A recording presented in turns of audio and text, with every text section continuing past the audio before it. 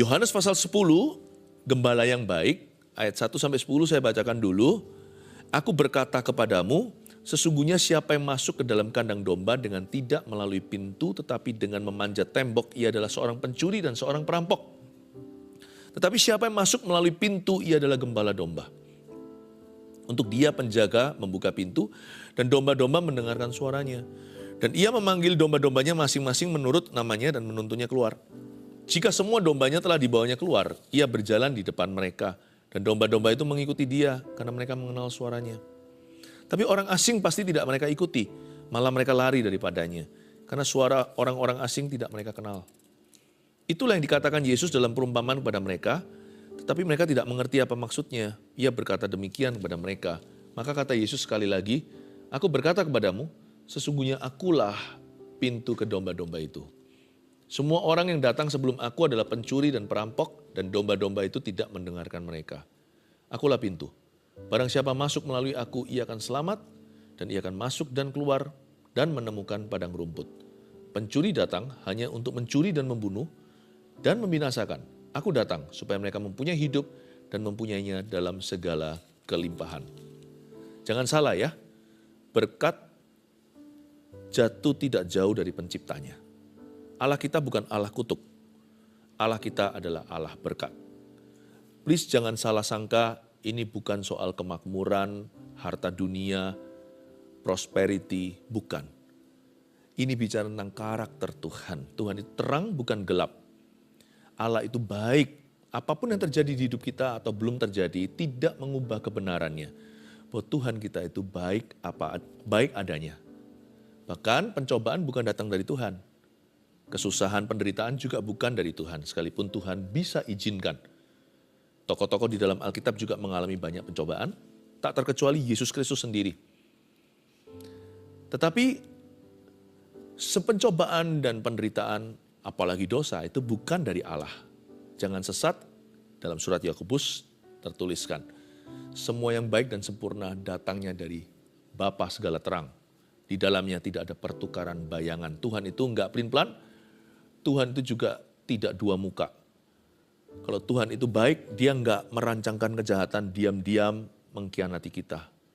Tuhan enggak pernah menangkap kita saat kita enggak curiga, tiba-tiba mengejutkan. Padahal kita mengharapkan yang baik, tiba-tiba dia kasih kita tulah. Mana ada bapak yang anaknya minta roti dikasih batu, minta air dikasih ular. Tuhan tidak akan memberikan ular kepada orang yang minta roti. Jadi ini dulu, rasa curiga itu harus pupus. Kita harus bertobat dari cara berpikir yang negatif. Mentang-mentang di dunia ada penderitaan, selalu apa-apa kita salahkan Tuhan. No, tapi memang betul, ikut Yesus bukan berarti hidup mulus. Anak-anak Tuhan juga ada porsi susahnya. Tapi izinkan saya mengatakan bahwa itu tidak ada hubungan dengan kutukan. Kalau kita hari ini dikenan Tuhan, hidup kita tetap diberkati sekalipun kita mungkin mengalami lembah. Jika ingin diberkati, perhatikan ini, kita jangan jauh dari pencipta kita. Karena buah nggak jatuh jauh dari pohonnya. Dan berkat tidak jatuh jauh dari penciptanya. Dan kita harus mendekat pada Tuhan dan izinkan hidup kita untuk digembalakan setiap hari oleh Tuhan. Aku berkata kepadamu ayat 1, sesungguhnya siapa yang masuk ke dalam kandang domba dengan tidak melalui pintu tetapi dengan memanjat tembok adalah seorang pencuri dan seorang perampok. Ayat pertama dulu, saya tunjukkan satu rambu. Bayangkan ada satu rambu lingkaran di depan, ada tulisan entry atau masuk, lalu ada silang, dilarang masuk. Atau yang seperti biasanya warnanya putih, lalu ada strip merahnya. Tidak boleh masuk ke sini. Siapa bilang orang yang di luar Yesus tidak bisa berhasil? Siapa bilang pula orang ikut Yesus pasti kaya? Enggak. Anak Tuhan juga bisa jatuh sakit. Orang-orang yang menentang Tuhan juga bisa sehat. Coba saya jelaskan dulu, berkat itu bukan apa. Berkat itu dinilai pertama-tama dari sumbernya. Kalau saya bisa kaya, tapi dengan cara yang tidak halal, saya nggak mau. Kalau saya bisa sehat, tapi pakai cara-cara yang mendukakan hati Roh Allah, saya juga tidak mau. Makanya itu di ayat 1 dikatakan, sebelum kita mengenali pintu sebenarnya, coba kita waspada dulu dengan apa yang bukan pintu. Apa yang bukan pintu sesungguhnya. Semua yang melalui pintu ini, yang dengan memanjat tembok tidak melalui pintu adalah pencuri dan perampok. Jangan salah sumbernya. Jangan salah sumbernya. Jangan cari kekayaan dengan segala cara yang diharamkan oleh Tuhan. Tetap juga ada loh, kuasa gelap juga bisa memberikan hal-hal itu kepada kita. Jangan lupa pada waktu Yesus digoda di padang gurun 40 hari 40 malam, salah satu pencobaan itu setan berkata, kalau kamu mau tunduk sama aku, sujud menyembah, atau bahkan hanya sekedar mengangguk kepala aja, aku sudah puas, kata setan kepada Tuhan. Akan kuberikan semua kekayaan dunia ini kepadamu. Akan kuberikan semua glamornya, sebuah glory kemuliaan duniawi kepadamu sesaat. Menurut saya setan tidak menawarkan sesuatu yang kosong atau hampa. Dia memang punya ability. Meskipun kemampuannya dibatasi. Setan itu masih tinggal di bumi. Tuhan Yesus belum datang kedua kali. Dia masih disebut sebagai penghulu dunia gelap. Dia juga disebut sebagai roh-roh jahat di udara. Dia disebut sebagai kuasa kegelapan, berarti dia punya limited power atau punya kuasa atas diri orang-orang yang berdosa, atas hati yang menentang Tuhan. Setan juga bisa memberikan yang namanya pesugihan. Tidak semua kekayaan itu adalah harta sebagai berkat dari Allah, susah payah tidak menambahinya. No, kalau Anda bisa mendapatkan kekayaan, tetapi dengan cara menyangkali Tuhan, apalagi menjual Tuhan demi supaya karirnya mengalami promosi, jangan tempuh jalan itu. Sebab itu adalah jalan yang tidak melalui pintu, melainkan memanjat tembok. Dan di sana penuh dengan pencuri dan perampok. Jangan jual nyawamu, jangan jual jiwamu kepada setan. Untuk apa? Seperti beberapa selebriti di dunia yang terkenal, menjual jiwanya kepada iblis supaya tenar. Jangan lakukan itu. Tidak semua yang kelihatannya bagus itu semuanya dari Tuhan Yesus. Jangan halalkan segala cara. Jangan salah masuk pintu. Jangan lompat tembok. Jangan ketemu pencuri dan perampok. Jangan salah sumbernya. Ada rambu tersebut, jangan masuk. Do not enter. Mendingan saya miskin. Mendingan saya kelaparan. Mendingan saya seperti Lazarus yang mengemis di pintu orang kaya itu. Asal saya punya Yesus. Daripada saya kaya raya, seperti juga dalam perumpamaan yang sama, tapi akhirnya masuk ke dalam neraka. Dan mohon-mohon sama Bapak Abraham, agar menyuruh Lazarus mencelupkan jari kecilnya ke dalam air dan meneteskan ke mulutnya yang dahaga. Tetapi kabar baiknya, kita tidak harus terpuruk. Karena Tuhan pasti akan memelihara. Yang saya maksudkan bukan hanya harta dunia, tapi segala aspek hidup kita itu serahkan ke Tuhan. Tuhan Yesus adalah gembala kita, maka tak akan kekurangan kita. Tuhan pasti akan memimpin kita ke jalan yang benar dan menuntun kita agar kita menemukan air yang tenang. Tetapi siapa yang masuk melalui pintu, ia adalah gembala domba. Christ is the right door. Yesus Kristus adalah pintu itu. Yesus Kristus adalah sumbernya. Meskipun saya berani atau saya mendingan miskin kelaparan asal saya tetap sama Tuhan, tapi saya percaya Tuhan tidak akan membiarkan saya kelaparan. Karena ada firman berkata, orang benar sekali-kali tidak pernah aku melihatnya ditinggalkan oleh Allah. Dan keturunannya minta roti di jalanan. No, I'm ready to go all the way. Saya siap untuk pergi, saya menempuh apapun juga asal saya dengan Tuhan. Daripada dibuat enak tapi dengan setan. Buat apa kehilangan nyawa kita? Buat apa kita demi memperoleh dunia kehilangan jiwa kita? Namun demikian Tuhan tidak akan pernah membiarkan kita. Tuhan tidak pernah meninggalkan kita. Tapi siapa yang masuk melalui pintu, inilah pintu yang sah. Dia adalah gembala domba. Kristus adalah sumbernya. Yang dari Tuhan pokoknya saya mau. Pengkhotbah katakan jangan maunya yang baik melulu. Nanti kalau Tuhan izinkan ada suatu kesulitan, kita ngamuk sama Tuhan, kita tinggalkan Tuhan. Seolah-olah sama Tuhan itu kontrakan. No. Sama Tuhan nggak kontrakan. Kita ini sudah dibeli lunas. Jadi kemanakah aku dapat pergi? Seperti Petrus katakan, ketika melihat semua rekan-rekannya pergi meninggalkan Tuhan, Tuhan tanya, kamu gak pergi sekalian? Petrus berkata, Tuhan engkau yang memegang firman kehidupan. Kemana aku harus pergi? Betul sekali. Betul sekali. Kita itu harus tahu bahwa sama Yesus itu jangan hanya mau terima yang baik. Pengkhotbah katakan, masa kita hanya mau terima yang baik dari Tuhan? Bukan yang buruk menurut kita. Harusnya kita mau terima apa aja. Pokoknya asal sumbernya Yesus, saya mau terima apa aja. Beneran. Saya ngomong gini bukan menantang Tuhan. Semoga gak dapat masalah. Tapi saya gak khawatir kok, saya gak curiga Tuhan kasih saya masalah. Kalau Tuhan izinkan ya itu memang fakta lapangan. Itu memang namanya realita kehidupan. Asal Tuhan beserta ya kan. Tapi saya gak taruh curiga sama Tuhan. Dosa pertama manusia itu bukan dosa mencuri. Mencuri dari pohon kehidupan. Pohon pengetahuan. Bukan. Bahkan bukan membunuh, itu nanti Kain bunuh Habil. Bukan berzina, dosa pertama manusia itu curiga. Negatif thinking sama Tuhan. Saya sama Tuhan gak mau negatif thinking. Supaya hidupku itu tenang dan aman di dalam. Luar boleh bergejolak, asal di dalam saya damai sejahtera sama Allah. Sama Tuhan saya tidak mau taruh rasa curiga. Pokoknya kalau dari Yesus ya, saya mau. Yang baik atau yang tidak baik menurut saya asal dari Tuhan ya, saya gak keberatan. Jadi jangan halalkan segala cara. Jangan kejar berkat. Kejarlah Tuhan. Berkat itu ada. Jika ingin diberkati, jangan jauh dari gembala. Siapa yang masuk melalui pintu, yaitu pintu yang sah, ia adalah gembala domba. Yesus sumbernya. Pokoknya dalam hidupku ya, Yesus kau sumberku. Apapun itu Yesus sumberku. Kalau saya lagi diterpa dengan problema, saya menoleh ke Tuhan. Ini kiasan. Saya tanya sama Tuhan, kau izinkan kalau Tuhan mengangguk kepala? Ya.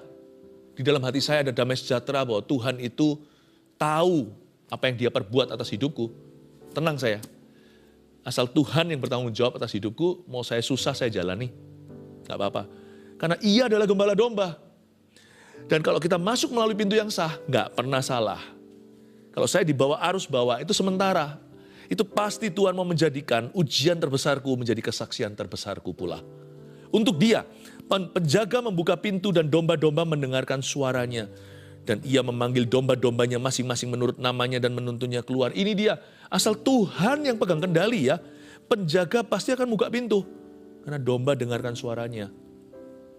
Asal Tuhan yang pimpin saya, pintu yang benar pasti terbuka dalam hidup saya. Saya selalu doa gini kok untuk setiap keputusan hidup. Tuhan, saya ini bodoh. Sepeka-peka manusia kita ini hanya melihat samar saja. Tuhan, tolong saya ini di-force sedikit ya. Tuhan pasti akan super ngalah. Jadi waktu saya berdoa saya akan ambil keputusan menurut hemat atau menurut hikmat yang terbaik yang saya miliki. Tapi Tuhan mohon tutup pintu yang kau tidak kehendaki aku masuk melaluinya. Atau masuk ke dalamnya. Dan bukakan pintu yang kau inginkan aku di sana. Sama Tuhan, pintu yang benar akan terbuka di hidup kita. Pintu yang salah sekalipun kelihatan nampaknya benar. Oh ini bagus. Seperti Lot waktu melihat Sodom dan Gomora. Wah permai ini. Wah sangat-sangat apa? Pemandangannya indah, sangat subur. Siapa sangka ternyata sarang setan di sana. Apa yang nampak baik pun kalau ternyata tidak baik atau tidak benar menurut Tuhan. Saya minta Tuhan tutup pintu itu untuk aku. Jadi saya ngerti sekarang, not every opportunity comes from the Lord. Tidak setiap kesempatan itu datang dari Tuhan. Jangan jadi orang Kristen yang aji mumpung di dalam hidup ini. Dan tidak semua rintangan berarti Tuhan tidak berkenan. Kadang-kadang ada rintangan itu justru menunjukkan bahwa ada peperangan. Berarti memang Tuhan mau kita ke situ. Hati kita sejahtera, kita tahu karena kita mengenal kehendaknya. Dan kita mengerti Tuhan mau kita masuk ke tanah Kanaan. Tapi ada orang Amori, ada kaum Enak, ada raksasa, ada Filistin di situ. Perang ya peranglah. Ajari aku taat, beri aku hati yang berani. Kalau memang aku harus menghadapi peperangan rohani. Tidak semua rintangan itu berarti Tuhan berkata no. Tidak semua pintu terbuka yang di depan kita itu berarti Tuhan berkata yes. Makanya saya minta sama Tuhan dalam kedaulatannya, tolong buka tutup pintu yang pas untuk hidupku. Karena aku membuat keputusan itu paling segitu. Tapi Tuhan yang maha tahu. Ayat 4, jika semua dombanya telah dibawanya keluar, ia berjalan di depan mereka dan domba-domba itu mengikuti dia. Karena mereka mengenal suaranya. Saya senang sekali, berkat itu ikut kita ya, jangan lupa ya. Kita jangan kejar berkat. Makanya di Mazmur 23 dikatakan di ayat terakhir, itu ayat yang terkenal, Tuhan adalah gembalaku, takkan kekurangan aku. Ujungnya kan ini. Kebajikan dan kemurahan belaka akan mengikuti aku seumur hidupku. Coba bandingkan ayat 1 dan ayat terakhir. Ayat pertama dan ayat yang terakhir. Yang ayat pertama itu nampak kita ikut siapa? Siapa di depan? Tuhan adalah gembala, kita nggak kekurangan apa-apa. Ayat terakhir, coba lihat siapa di depan. Kebajikan dan kemurahan, itu mujizat dan berkat. Mengikuti aku seumur hidupku, berarti kita di depan. Kebajikan kemurahan yang mengejar kita. Jangan kejar berkat, berkat akan mengejar orang-orang yang taat. Saya nggak takut. Pokoknya saya dekat aja sama Tuhan. Dan saya paham, saya recognize atau saya mengenali, discern atau membeda-bedakan roh. Saya pokoknya yang penting saya tahu sumbernya dulu. Kalau sumbernya Yesus, Yesus tanggung jawab, dia pasti akan jalan di depan. Ia berjalan di depan mereka dan domba-domba mengikuti dia karena mereka mengenal suaranya. Asal Tuhan yang pimpin hidupku, bukan hanya pintu yang pas terbuka dalam hidup saya nggak perlu rencanakan segala perkara. Saya rencanakan semaksimal apa yang saya bisa, supaya menunjukkan rasa tanggung jawab saya. Tetapi hidup itu tahu nggak, gagal berhasilnya sebagian besar itu bukan di tangan kita yang merencanakan, ada faktor Tuhan di dalamnya. Asal saya dekat sama Tuhan, saya kenali sumbernya, dia pasti akan berjalan di depan saya. Bukan hanya 100-200 meter di depan, bisa-bisa kilometeran di depan saya. Dia sudah berjalan. Saya tidak takut akan hari esok, sebab dia hidup, ada hari esok. Ku tahu siapa yang pegang hari depanku. Tetapi seorang asing pasti tidak mereka ikuti ayat 5. Oh, orang asing nih mulai masuk dalam cerita. Malah mereka lari daripadanya. Siapa orang asing? Karena suara orang-orang asing tidak mereka kenal, garis bawahi, suara orang-orang asing. Ada beberapa suara orang-orang asing di sini yang saya, dalam pengertian saya. Suara orang asing yang pertama di sini adalah suara iblis tentunya. Jangan diikuti suara setan. Suara setan yang vulgar seperti ada orang yang sakit jiwa, pembunuh-pembunuh berseri, yang mendengar suara untuk melakukan kekejaman, itu juga setan. Manusia katakan itu adalah penyakit jiwa, tapi firman Tuhan membuka satu dimensi yang lainnya, membuat kita sadar bahwa ada kuasa kegelapan. Suara iblis jangan didengar, suara godaan, ayo buka itu. Kalau ada setan lewat. Selain itu suara orang-orang asing juga suara dunia. Dunia ini semakin tidak bersahabat. Tidak bersahabat sama orang yang mau taat sama Tuhan. Dunia itu opininya aneh hari ini. Tangan kanan menjadi tangan kiri menjadi tangan kanan. Coba lihat, kalau kita menentang misalkan sesuatu yang vulgar dosa, seluruh dunia akan menganggap kita ini picik pikiran. Dahulu kala puluhan tahun yang lalu, nilai-nilai konservatif sebuah keluarga itu masih dijunjung tinggi di masyarakat. Sekarang orang kalau mau konservatif, itu dihujat. Coba bayangkan, dibilang kurang berwawasan besar lah, kurang terbuka pikiran lah. Suara dunia itu semakin membingungkan, makanya itu kalau orang gak punya Tuhan celaka. Gimana kita parenting dan besarkan anak?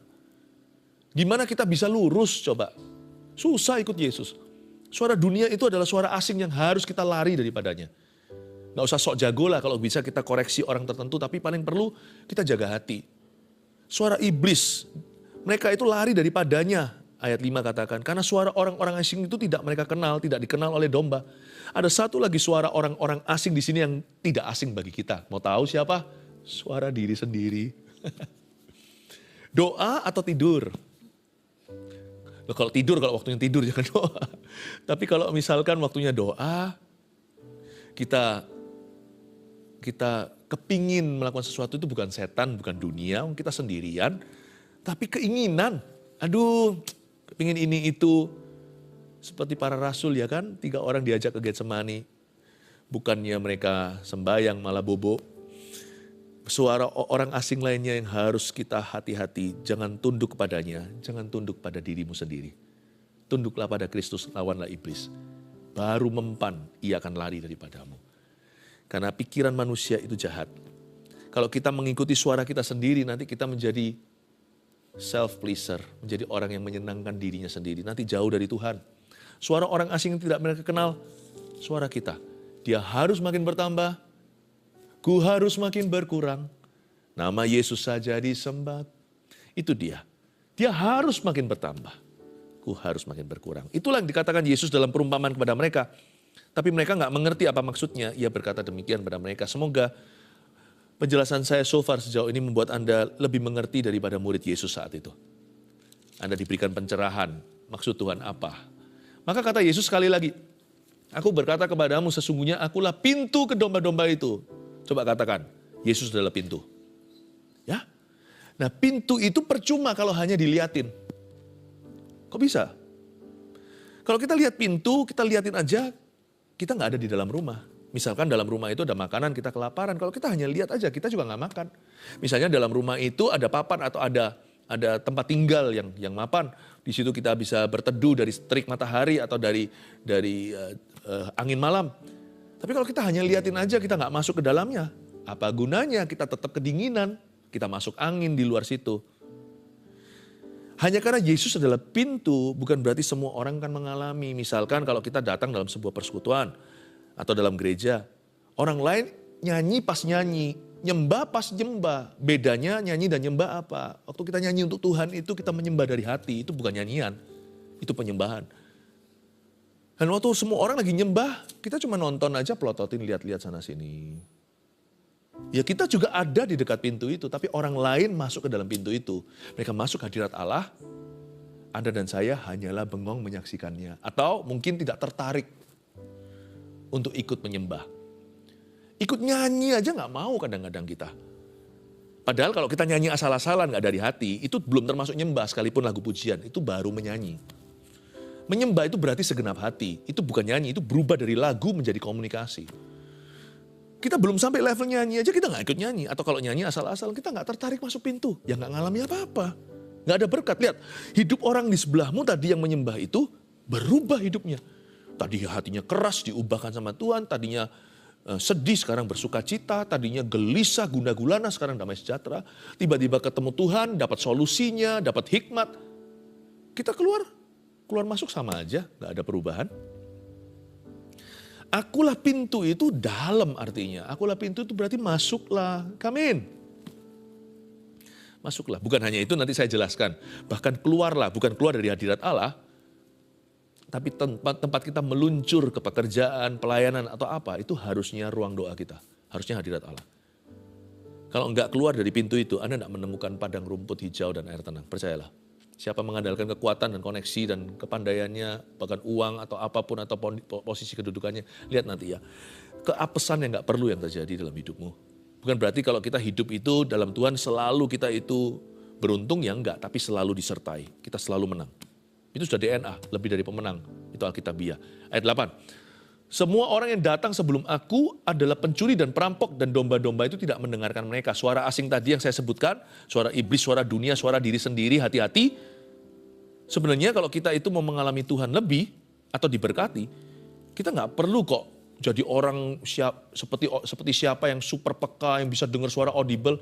Jangan-jangan kalau orang dengar setiap saat audible tiap hari, mungkin dia nggak jujur, dia mungkin mengada-ngada. Sebab sebagian besar suara Tuhan yang bisa kita rasakan itu suara hati sesuai firman Allah. Jadi sebenarnya rahasia kemenangan kita dan berkat juga itu tidak terletak pada how much of God's voice are you hearing. Tapi seberapa jelas atau seberapa banyaknya, seberapa besarnya suara Allah yang Anda dengarkan. No. Tapi seberapa kecilnya suaramu sendiri kau hiraukan. Semua orang yang datang sebelum aku adalah pencuri dan perampok, domba-domba tidak mendengarkan mereka. Kalau kita mau mendengar suara Allah lebih jelas, berhenti dengarkan suaramu sendiri. Kalau kita mau mendengarkan suara Kristus lebih jelas lagi, berhenti dengarkan suara dunia di sekelilingmu. Kecuali penasihat-penasihat yang Tuhan utus orang Majus, yang mengingatkan Anda kan firman. Roh Kudus pakai mereka untuk meneguhkan firman yang sudah ada di dalam Alkitab ini. Kalau Anda dan saya mau mendengarkan suara Allah lebih nyata, kita mesti berhenti mendengarkan suara iblis dan meresponinya. Karena semua itu pencuri perampok sebelum aku dan domba tidak mendengarkan mereka. Dengan tidak mendengarkan mereka, mereka bisa mendengarkan Yesus lebih jelas. Akulah pintu, barang siapa masuk melalui aku, ia akan selamat. Dan ia akan masuk dan keluar dan menemukan padang rumput luar biasa. Ini yang saya maksudkan tadi. Semua berkat ini tersedia bagi orang-orang yang diberkati Tuhan. Lihat ya, pertama ia akan selamat. Gak pernah ya, orang datang ke Tuhan itu dicelakakan, itu gak pernah. Sebab aku tahu rancangan apa yang ada padaku atasmu. Bukan rancangan kecelakaan, tapi rancangan damai sejahtera memberikan kepadamu hari depan penuh pengharapan. Ia akan selamat. Lalu ia akan masuk. Coba itu. Masuk melalui pintu itu yang saya jelaskan tadi. Dan ia akan keluar. Saya nggak berani loh tiap hari ke kantor tanpa doa dulu. Karena saya tahu saya mau diluncurkan dari landasan yang tepat. Berkat itu ada alamat.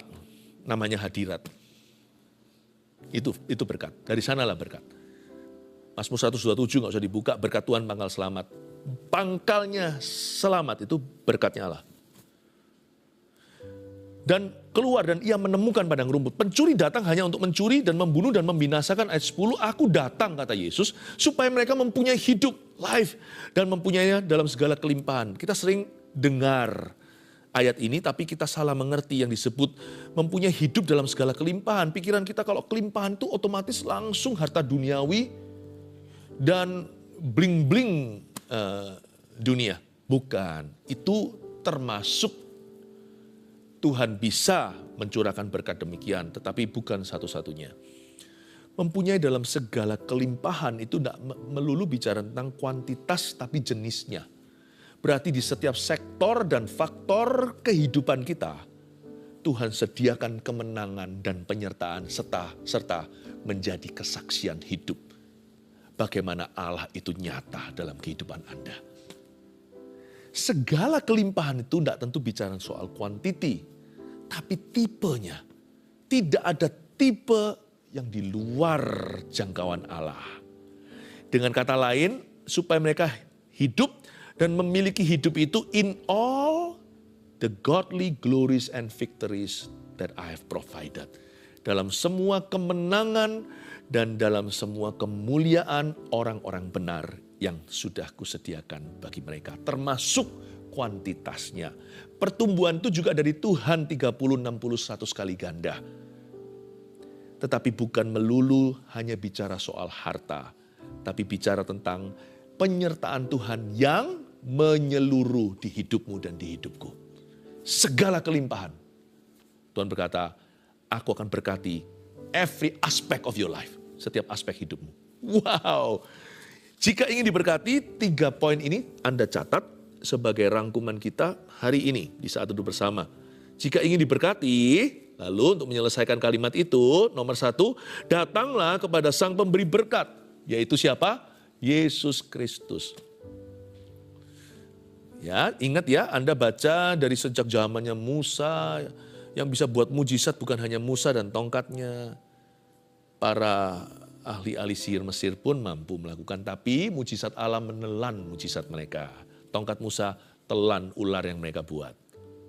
Tapi kalau mereka hanya orang cari mujizat, nggak akan jadikan Yesus satu-satunya. Kalau orang cari berkat. Sebab di luar Yesus orang juga bisa kaya loh. Bisa. Di luar Yesus orang juga bisa berhasil, sukses karirnya. Tapi saya nggak mau. Saya mau yang dari Yesus, paling aman. 2, jika ingin diberkati, dengarkanlah suaranya dan patuhilah perintahnya. Udah jelas tadi kan? Mereka mendengar suaranya, bukan dengar suara orang asing. Itulah ingredientnya, itulah bahan dasarnya berkat-berkat itu sendiri. Tapi berkat itu nggak harus ada wujudnya sih sebenarnya. Hidup yang taat pada suara Tuhan, hidup yang taat pada perintahnya sendiri adalah sebuah berkat atau sebuah berkat tersendiri. Bahasa Inggrisnya begini, a life of obedience itself is a blessing. Saya nggak usah diberkati kok kalau untuk saya mau taat sama Tuhan. Emangnya Tuhan hutang apa sama saya? Bukannya sepatutnya saya balas budi. Saya ini diselamatkan cuma-cuma nggak jadi masuk neraka.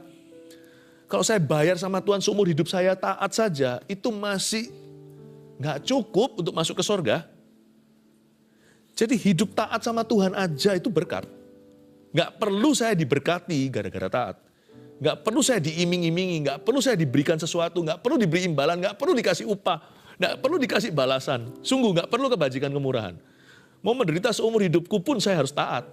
Apa saya punya pilihan? Atau mending masuk neraka? Ya nggak mau. Namaku tertulis dalam kitab kehidupan, janganlah bersuka cita karena berkat dan mujizatnya, tapi karena namamu tertulis dalam kitab anak domba. Tapi jika ingin diberkati memang betul, nomor 2 ini jangan diabaikan, dengarkanlah suaranya. Dengar suara setan musibah. Patuhilah perintahnya. Coba nuruti keinginan sendiri nanti membunuh. Nanti gegabah, nanti emosi, nanti berzina. Terakhir 3, jika ingin diberkati, ini hati-hati ya. Lawanlah iblis dan segala tipu muslihatnya. Memang ada spiritual warfare soalnya. Itu sudah fakta. Tidak bisa dihindari. Peperangan rohani pasti terjadi dalam kehidupan orang-orang yang mau taat sama Tuhan. Pasti. Iblis pasti akan menentangmu. Makanya itu hati-hati, larilah dari suara-suara itu. Dan pencuri, perampok tadi yang disebut tadi, kalahkan setan dan tipu muslihatnya. Berkat itu datang sendiri, kebajikan kemurahan akan mengejarmu. Saya percaya ketika orang kuat itu diikat, rumahnya menjadi jarahan dalam kehidupan Anda. Dan berkat orang fasik akan dipindahkan kepada orang benar. Berkat dari bangsa-bangsa, dari seberang lautan, akan dipindahkan ke dalam kehidupan umat pilihannya. Keluarga Saat Teduh, God bless you. Mari kita sama-sama menghampiri tahta Tuhan sekali lagi untuk memperoleh berkat-Nya yang terindah. Haleluya.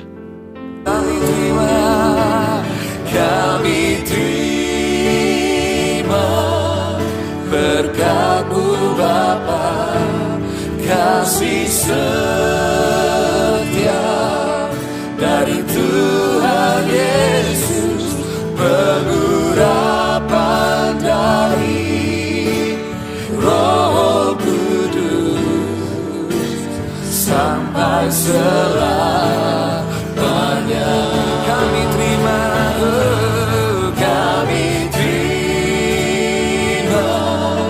berkat-Mu Bapa, kasih setia dari Tuhan Yesus, pengurapan dari Roh Kudus, sampai selamanya. Pengurapan dari Roh Kudus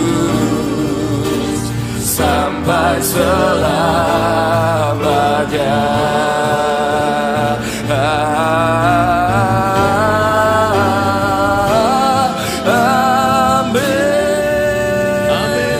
Amin. God bless you. Bye-bye.